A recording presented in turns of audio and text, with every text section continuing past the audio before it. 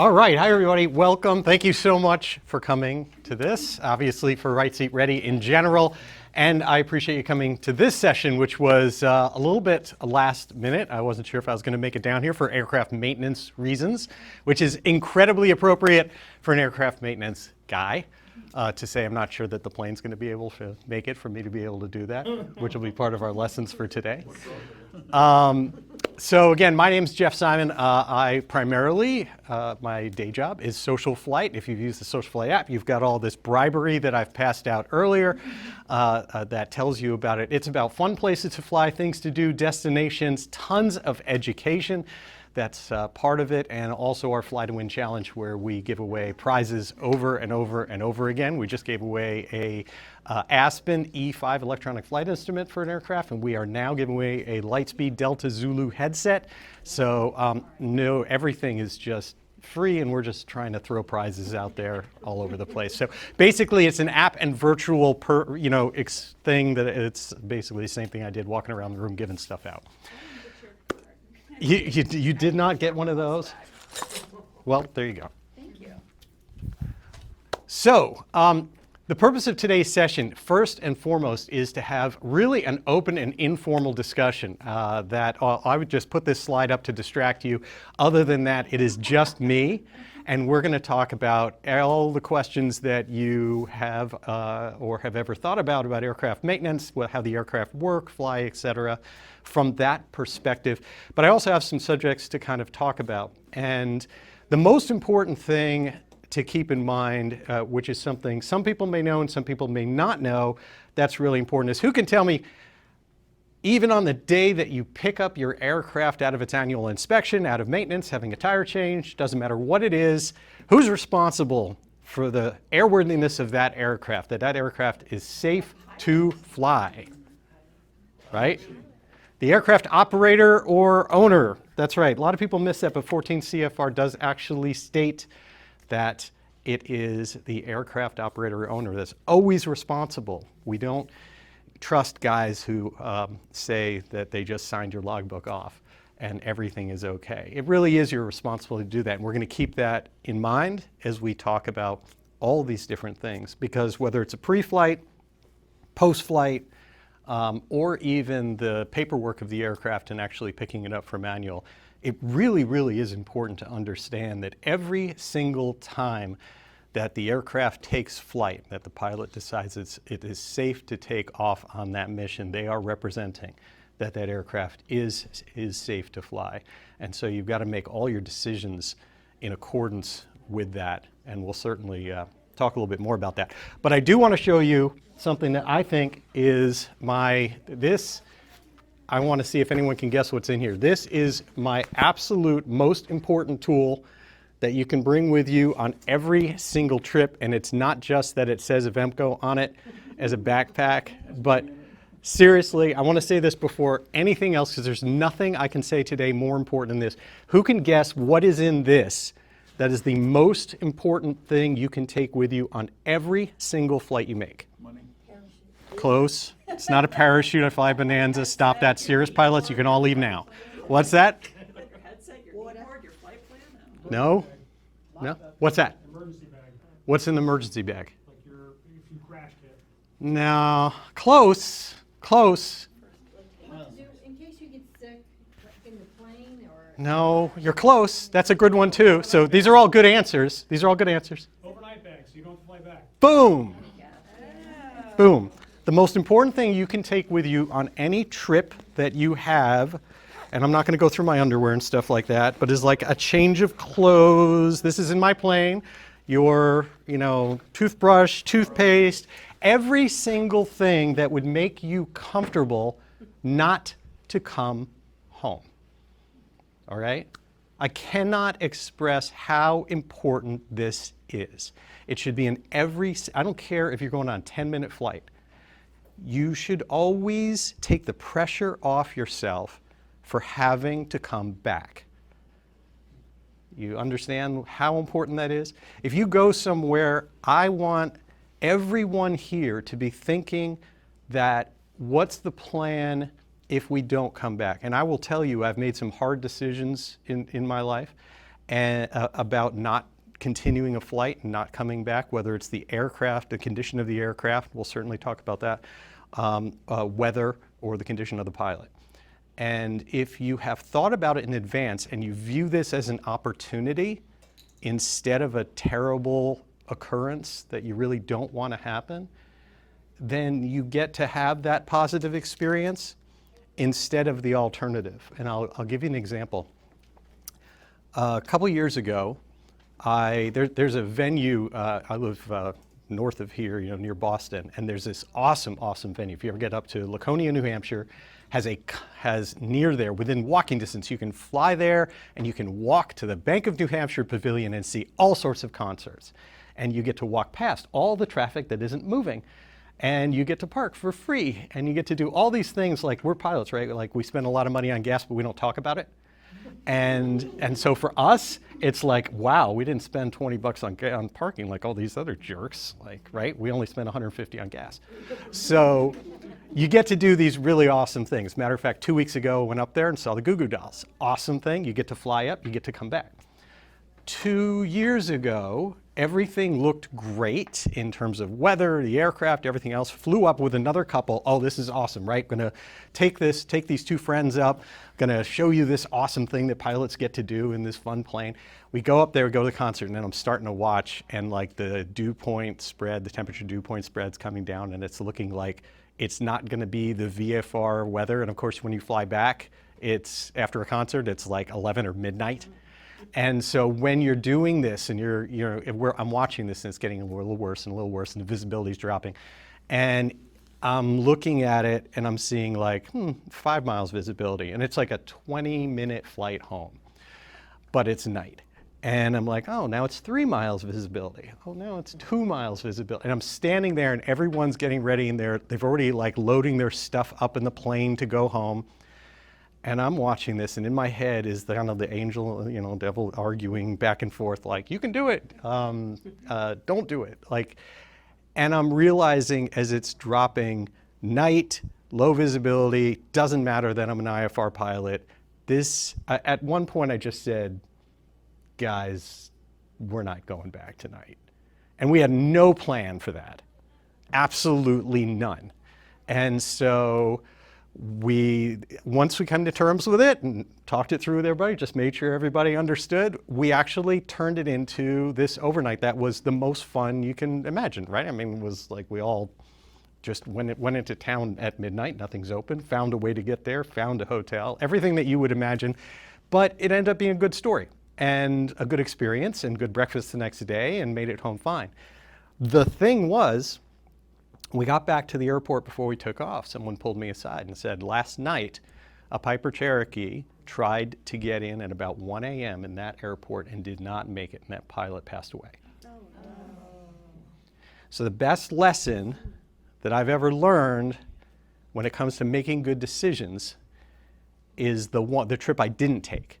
Because we all, I have a little bit of a pet peeve with all the stories we're all taught about I learned from flying from that, right? Because it's good, because every one of those stories is written by someone who lived. So they made it, and then they don't want to make that mistake again. That said, we don't train ourselves, I don't think, quite in the same way as when we actually make a decision not to take a trip, or not to go back, or not to do something, and we get rewarded by having a good experience and realizing when we can say no and when we can leave the aircraft grounded and still have this positive experience. And so I'd kind of encourage all of you, when it comes to the aircraft, yourself, the weather, it doesn't matter, to pack that bag and to use it. And you may even use it sometime just because it's close to being able to do it. See what it's like not to do exactly what you have planned, because I think it's incredibly helpful. So it's not a tool, but it is the most important thing. Now we're actually going to talk more about maintenance. So first of all, I want to encourage everyone as I go through all this, I can ramble if you haven't noticed. So feel free to raise your hand at any time and ask questions about the aircraft maintenance, etc.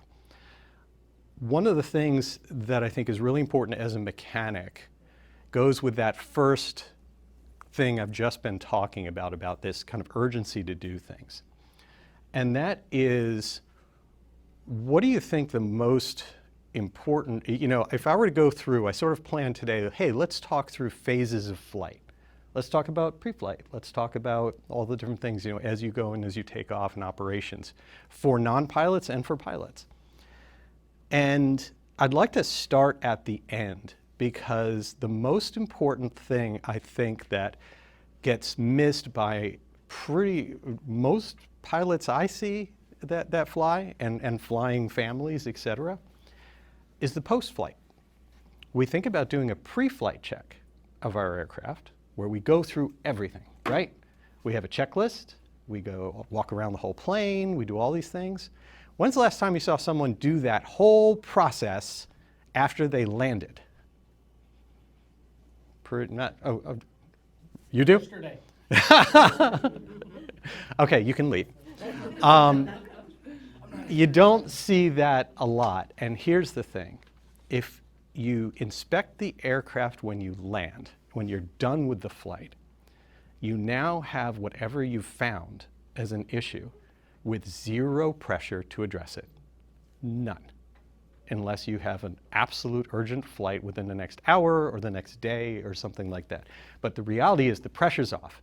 The odds are now stacked in your favor, where if that's when you looked and you found that one of your tires needed air or was starting to be bald or something like that, or a strut was low, or who knows whatever else was going on, now you've got all the time in the world and zero pressure to address it the right way. And so I think that as a mechanic, the most important thing I would do is try to reduce these urgent situations that arise where either people make a poor decision and decide to commit to going and flying when there's no good need and they accept a certain amount of risk, and you call your mechanic and give them an emergency that they have to come and do this so that you can get to the beach on time. So that's the first thing. I'm starting really kind of at the end of the process and sort of, yes. I think that's brilliant, and I think, I'm one of two in this room that do a post-flight every time. Because I think after you're done, the plane's in the hangar, it's tied down, every airplane has a story to tell. So it's gonna tell you that you went through all those bugs, or it's gonna tell you that there's an oil leak where you didn't think, there's oil where you didn't think there would be, tire being low, brakes, whatever. But every plane has a story to tell after she's done flying. It's true. It's true. And when you finish, I know that there's a certain amount of we're tired, right? This isn't usually when you want to clean the plane, but it's the time that the plane wants to be cleaned. Jolie had a really good point. If the bugs are going to come off, they're going to come off easiest then, rather than a week later when you go back and they're all dried on, and that's when you decide that you want to do it.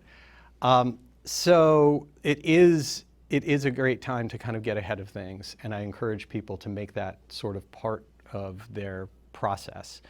Yeah. It's not really the end of it, it's the beginning of the next flight. Yes, exactly. It's the beginning of the next flight. When you Yes. park it from this flight, it's the beginning of the next flight. Absolutely, absolutely. Any other kind of questions from people having to do with that? Okay. So let's kind of jump from there a little bit and talk about this kind of flight process of looking at things kind of through a flight. The first thing I think that's really important is, you've certainly heard people talk about how important checklists, if we start at the beginning and we talk about pre-flights. I think it's really important that this is all about, having a team that allows you to do that. That's right seat ready, right? So we've got more than one person involved. This should not be a completely disconnected process. There's a role for everyone to play, and as long as the checklist still gets adhered to in doing this. And having multiple eyes, whether it be on the ground or in flight, is incredibly important. I mean, one of the things when I'm flying with someone, I'll be sure to tell them as part of my briefing, hey, here's the things I really would appreciate if you would double check me on, right? I'm in a plane with retractable gear.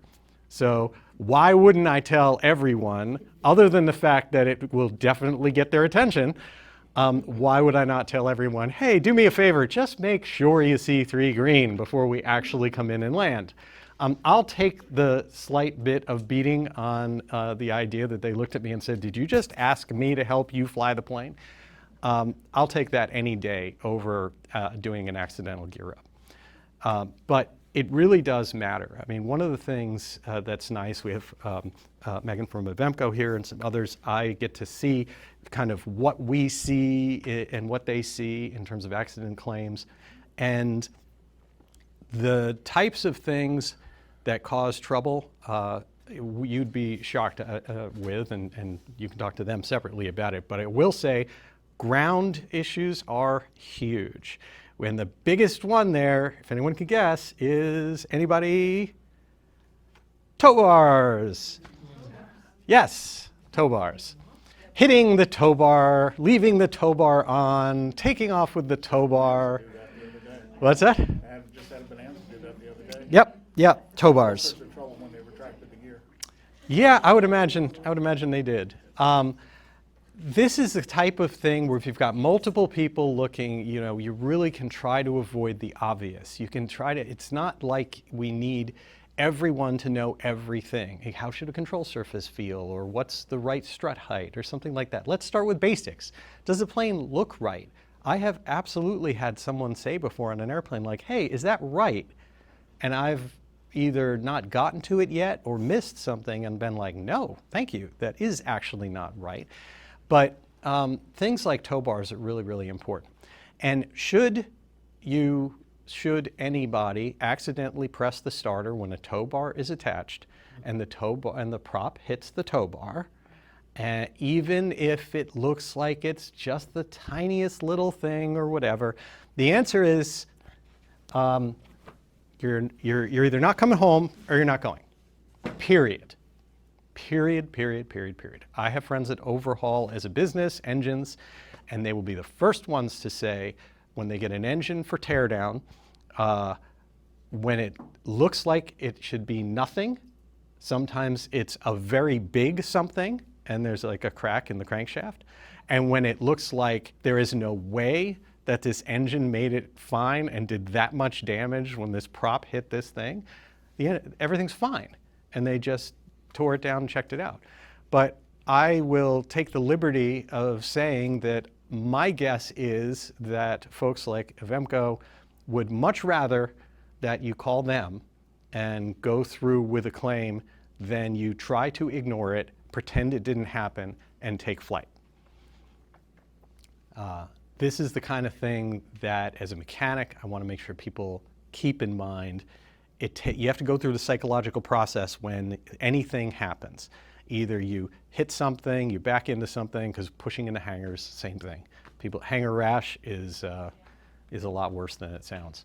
So damage to the aircraft on the ground, taxiing into things like a light on the ground, even hitting, like if you go into grass strips or something like that, I've seen people decide to do things that maybe aren't the smartest, and if you have a really significant slowdown of the prop RPM because of like high grass or something else, check your maintenance manual. Chances are that qualifies as a type of prop strike. These are really important things.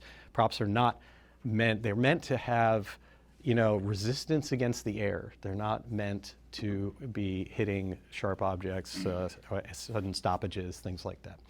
And the same is true when you go and you start looking at your prop and just inspecting your prop. So you didn't hit anything you know of whatsoever, but you're going over and inspecting the prop in the very beginning and doing your pre-flight, and you come up to something that's like, ooh, that's sharp, I didn't really know about that. There are some sort of guidelines about it, but the most stressed component on the entire plane, and the reason I'm spending time on propellers, is the propeller. There's also, when we think about safety and aircraft kind of safety, right? The one thing that we always get told all the time, and we tell ourselves, is flying's incredibly safe. You have nothing to worry about whatsoever. And true, if done well, It's certainly, if managed, if risk is managed well and you make good decisions, that's certainly true. But we're the ones that make these decisions that keep the airplane safe and keep us safe.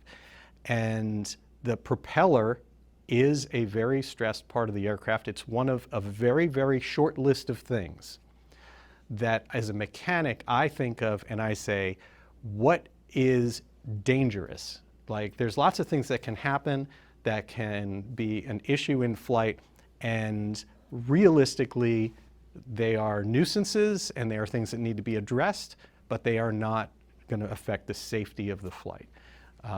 And that list is fairly short, actually, right? That's why we have dual magnetos and we have all these different things. We have redundancy, and you can foul a spark plug and the engine might not run just a little bit. Something's a little off, but you're not in danger. You're not in risk at risk in that point. You just have to address it because it's designed for it.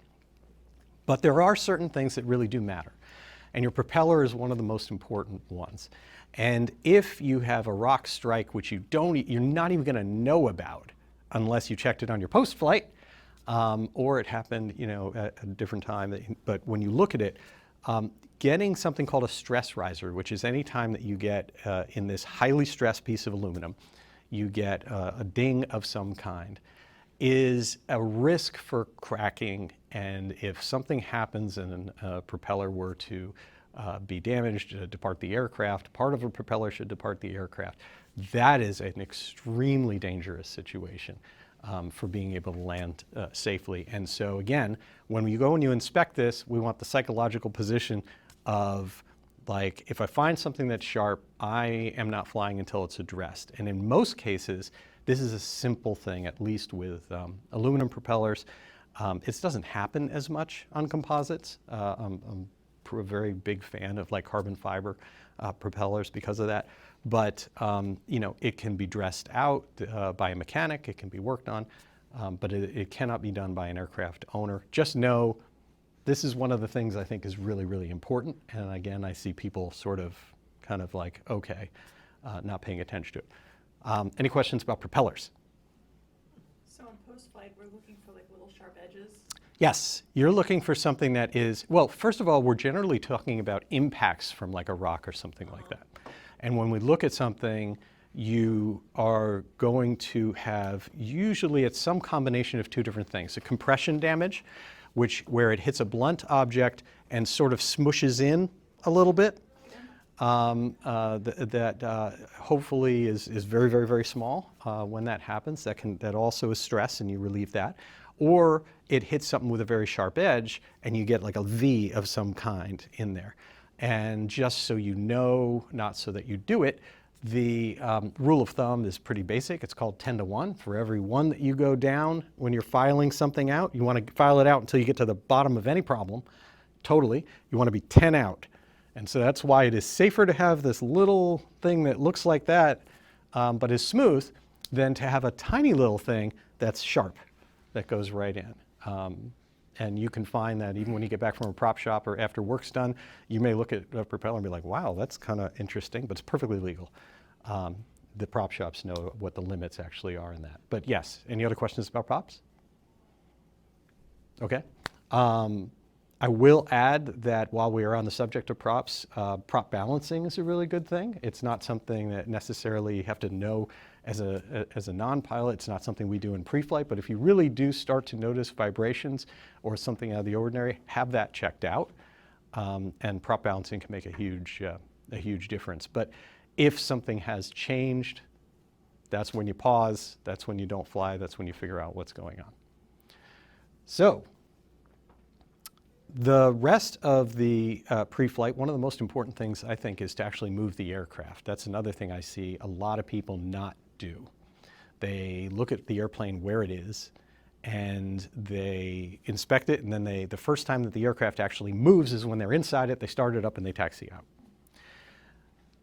The reason that that's a bit challenging is because there's a few, but the most important one is because there's a whole part of tire you haven't seen. And I would rather you see that before you take off. And so at least moving it a foot or so.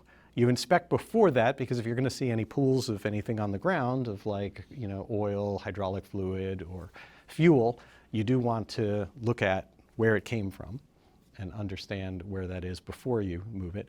But I do want people to actually move the aircraft before they do anything else.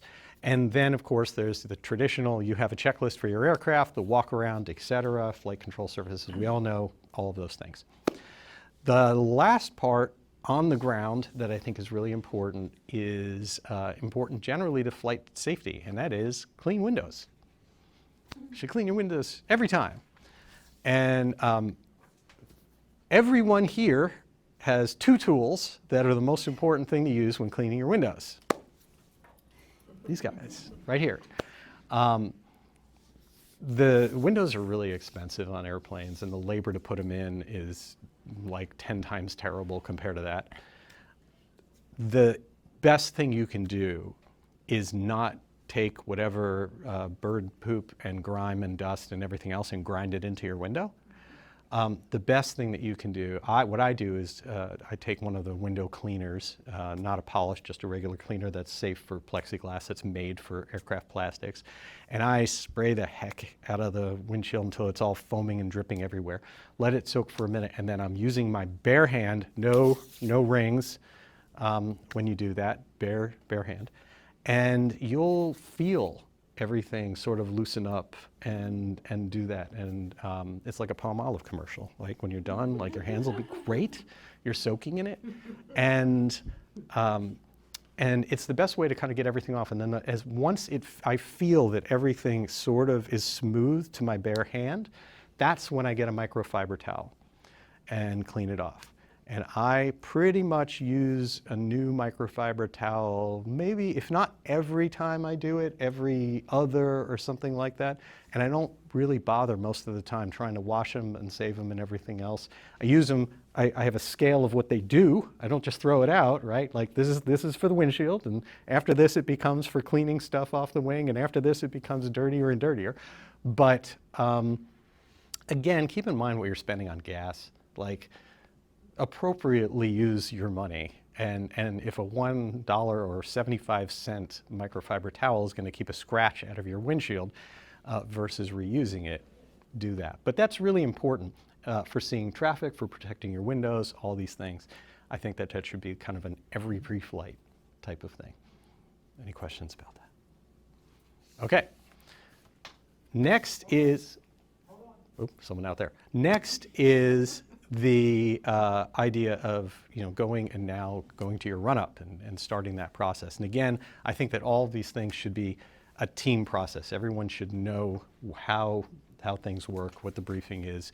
You all know or have been told about how doors and windows work properly in the aircraft, what you should be worried about, what you should not be worried about. And I make it a point, because I've had it happen to me and because I certainly know, that there isn't a flight I will take a passenger up on that I do not basically tell them, there's a high likelihood that a window or a door is going to pop open. Does it happen? Like, very infrequently. It's happened to me like 2 or 3 times in all of my flying. But 2 or 3 times is a lot. Like, I haven't had like other things happen 2 or 3 times.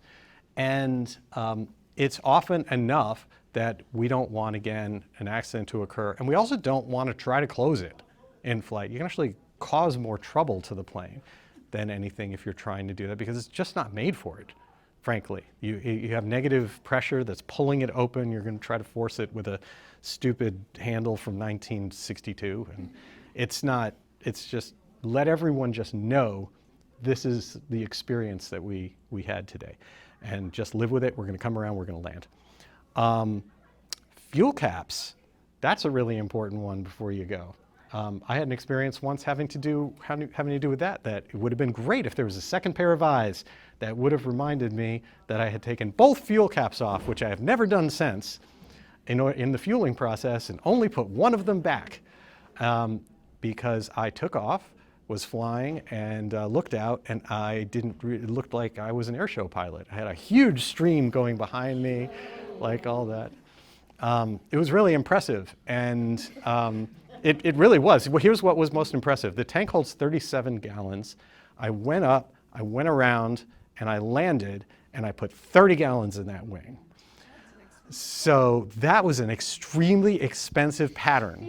I have never done one circuit in the pattern for that amount of money before. Top of the wing is low pressure. Yep, it was very impressive. Yeah, it worked really well. The little tiny little beaded, thing, it kept the cap. Cap was happy the whole time. It was there when I landed. And so, but one person, one of all of you would have said something to me. Who's going to fly with me next and be that? So that's an example of the type of thing that you do not, have to know exactly what the strut height is supposed to be. What's that? Fly the airplane. We've had 3 or 4 door open accidents that have been fatals or crashes this year already, and I was involved in a fuel cap incident that ended up in a crash. Yeah, yeah. There's a lot of distractions. Fly the Yeah. airplane. We had one here in Lancaster, turboprop bonanza conversion. Climb Yep. rate of over 2,000 feet per minute. The guy never got above 200 feet messing around with the door. Yeah, and they'll never close. So one of the other things when it comes to fuel that I think is really important, I tell pilots, wow. All right, rock concert. That is, I believe it's really important to draw fuel from, if this doesn't true for Cessnas with where you've basically got one uniform system, but if you have an aircraft with a fuel selector, or you have a low wing aircraft, I think it's very important before you take flight to make sure you have used both of those tanks. You start up on one, idle there, make sure you've got a little bit of usage, and then flip it over to the other one and use that to get there, to do your run-up, and to take off. What I just described as a method, though, is very important. Do not make the time that you switch it right there before you take off.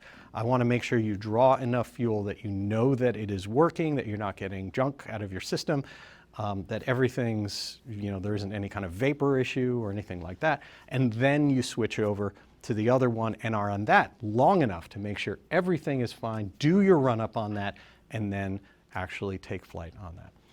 One of the reasons that is important is there's certainly the misfueling concern, there's the issues of could there be actually a major problem, but one of the things that's very, very common, not something that is kind of an emergency, just something that you're going to avoid, is if the aircraft has sat for a while, if it's a hot day, if there's been a lot of things that are going on, it is not uncommon in a low-wing aircraft that when you switch to the other tank for the first time, especially if it's now at altitude, so you've only done one tank, you've taken off, you're cruising at 6,000 feet, is that safe? Yeah, you have a full tank to go back to if there's a problem.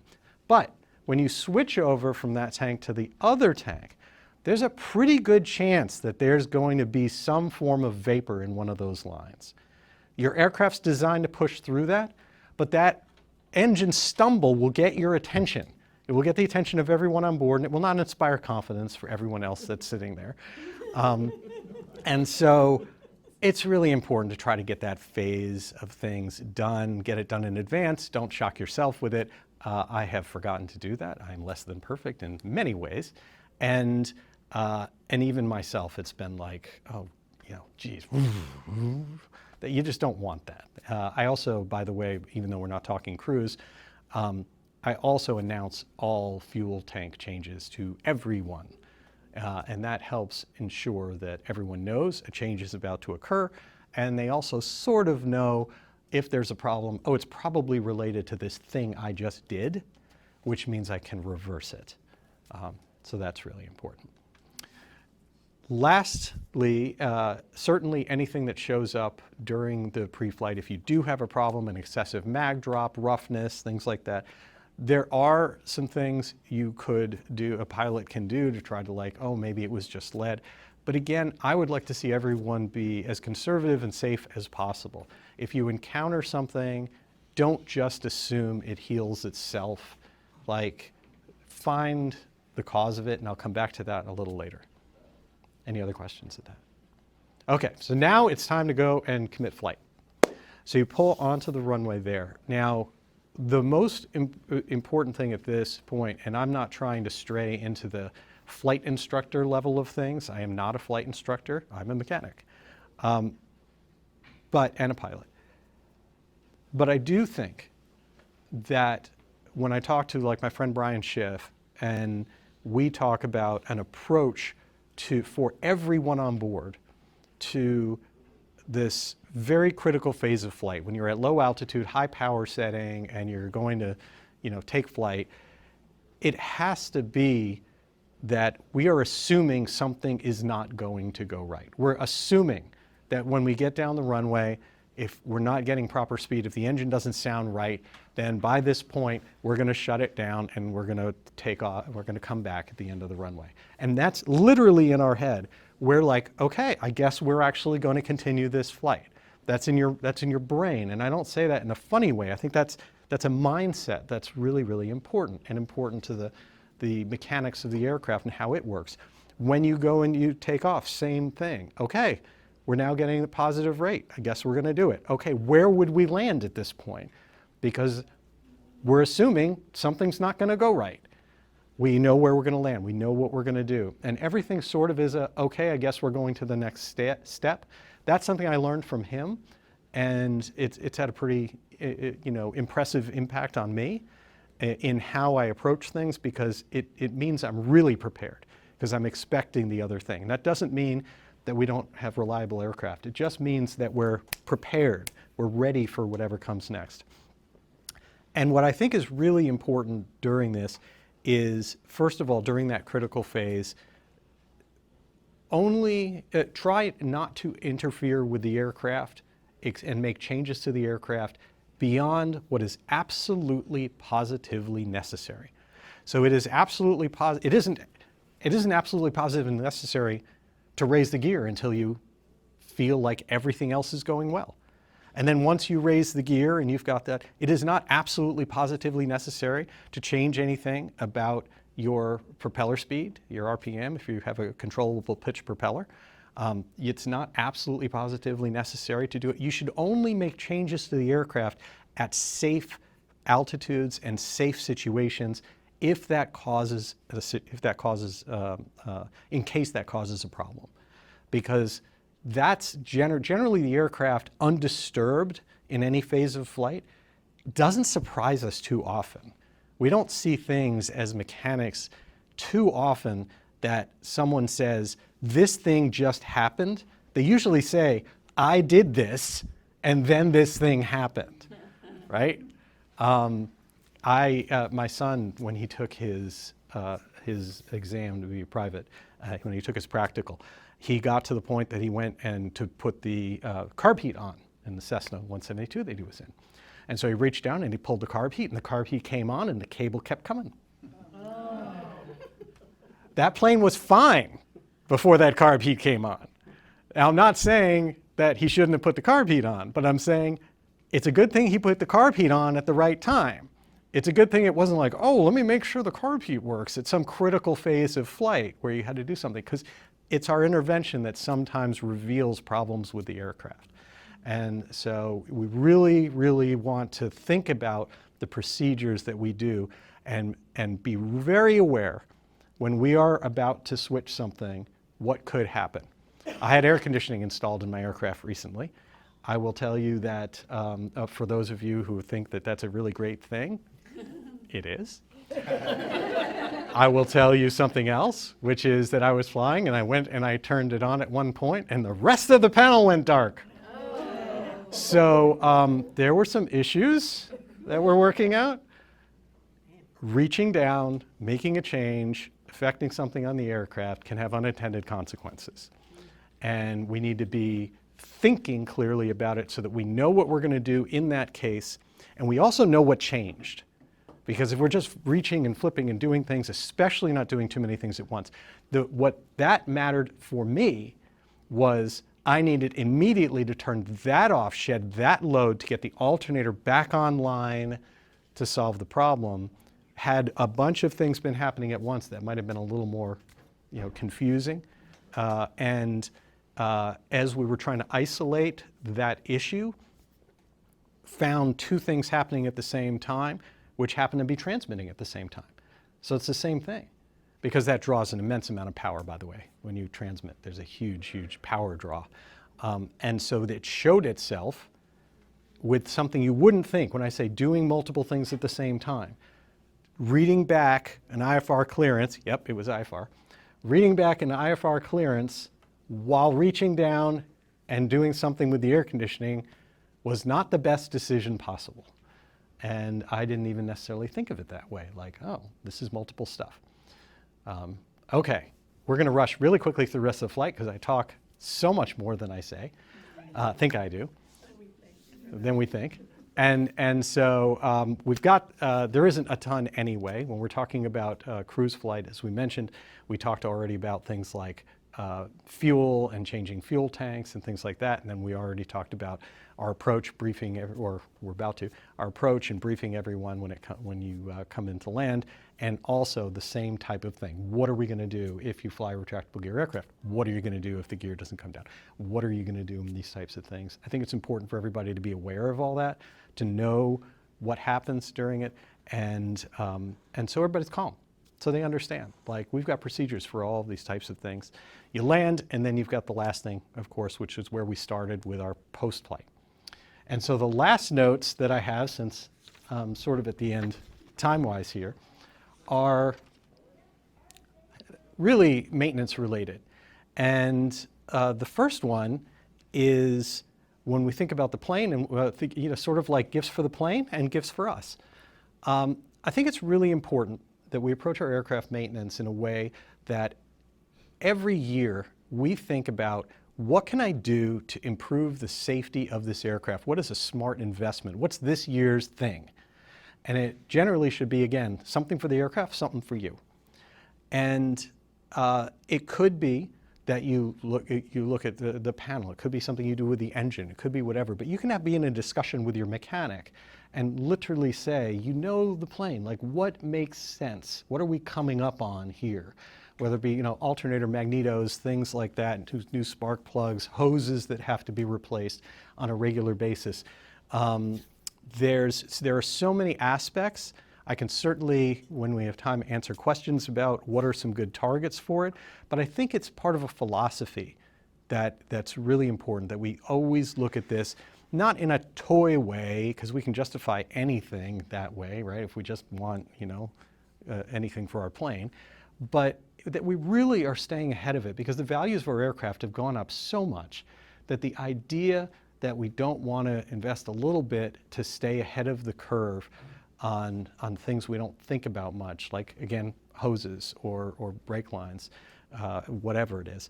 I think it's really, really important. So every year, I think, make an investment in that. And then the other one is maintenance related. Make an investment for yourself.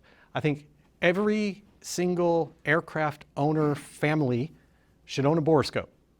A borescope, does everybody know what a borescope is? No, okay. A borescope is you can get one that just hooks up to your phone, or you can get one otherwise, but it is either rigid or flexible, long video thing that it allows you to see inside areas that you normally would not be able to see. Normally, this is something that was used in medicine for many, many years for all sorts of things, and now, of course, it's made its way into the mechanics world. And it is a tool that lets you look inside cylinders, is one of the most important things that mechanics do. It allows you, though, to find dropped screws and bolts and things that have gone wayward somewhere in the aircraft. It allows you to look and try to look into places you haven't inspected yourself, where it's like, hey, I've never really looked inside my elevator, but there's a little hole there that fits my borescope. Well, look, maybe you're going to find corrosion. Maybe you can find a bird's nest. Maybe you'll find something you need to know about. Every single aircraft owner should own one of these. They're as cheap as less than $100 for a really crappy one on Amazon. Don't do that. Or less than $400 for a really good one from a company named Oasis Scientific. And they just look at oasisscientific.com. You can also find them in Aircraft Spruce. They sell them well over. And anyone who's looking, VA 400 is kind of the standard from them. It's not very expensive. But again, think about what you spend for fuel. Every owner should own one of these. So that's the most obvious kind of thing there. And I did mention the I've dropped it and you need to find it thing. if anyone drops anything and can't find something in a plane, please find it. Okay? These things do not go away. They collect somewhere, and they probably collect somewhere that isn't really good. So, and the scope will help you do that. And in addition to that, there are some other things that are a little more technical in nature. If you fly an aircraft that has a Lycoming engine, see if your mechanic has a tool that's for the valve wobble check. That's all you need to know. If they don't have this tool, you buy it. Make it a gift to yourself. Lycoming engines, all these engines that we fly, Lycoming, Continental, Rotax, they're all incredibly, incredibly good engines, very, very stable and reliable. But they all have one thing, generally, that's their little thing that you have to worry about. And on Lycomings, it is sticking valves, the valve wobble tool. If you have it and you get it for your mechanic, you will make sure that you're going to be safe. Continental, it generally is going to be looking at valves and making sure they're not burning, which your borescope will help you with, and an alternator coupling check, which is a little tool that can cause trouble. I don't want to go into too much detail, but these are the things that you generally look for. And then the last thing that I will say, and by the way, on the topic of losing things, I will say, again, same son, he didn't have much luck with the planes he was renting. I should have put that together. He went out and tried and flew and found he was having problems with his rudder and immediately came back and landed. And what we discovered is that there was a flashlight jammed in the column that someone had put in there, and it was jammed against a cable, and it had been there long enough that the cable had eaten its way through much of the metal flashlight. So someone lost a flashlight. I have that flashlight, and I'm waiting for someone to own up to it and ask for it back. So here's my parting thing, since I know I'm out of time. The last thing and the most important thing I want everyone to leave with is something else, and that's called airplanes don't heal themselves. This is really important, and it goes right against our best wishes and everything that we want to believe so that we can take that flight and not use that bag. There was a flight that I took many years ago where I was on final approach, and on final approach, all of a sudden, I smelled something burning, like an electrical burning smell. It was not powerful, it was faint, but it was distinct, and then it went away. And I could not find it again. And so I landed, was landing anyway, happened on final, landed, couldn't figure out what this is, couldn't reproduce this smell. And I can tell you what my brain did, because it's the same thing everybody's brain did, which is, it's all okay now. Whatever it is gone. And I kept looking and I kept looking. And eventually what I found is that this big, heavy cable that went to a bus bar, which means like all the energy coming out of the battery and the alternator going to the main part that gives us electricity through the whole plane, was attached there incorrectly, because it was using a little nylon lock nut, which should never have been used there, and something was loose. Well, when you have something that's loose, you've ever touched wires together, you get sparking, right? Lots of heat. So something wasn't tight. It was arcing. I couldn't tell. It was heating up, was causing all this. Well, it got so hot that the little plastic inside that lock nut went poof, up in smoke. A little tiny, tiny piece of plastic. And that's what I smelled. And once that little drop was gone, that was it. That was the only sign I was going to get until really bad things happened. And so if you encounter something with your aircraft, if you get roughness and it just miraculously goes away, do your best to figure it out. If you have something else, if your prop does something you're not expecting, if anything just doesn't go right, please work and have the patience and work with your mechanic to get to the bottom of it, because it is a very, very rare thing that would actually heal itself. And there's generally a reason for it. Even if it was water, that a little bit of water went through the engine, then prove it to yourself, find some water, or do a better job something next time. So that's it. I appreciate that. Anyone who can check out socialflight.com, I appreciate that. Thanks for coming.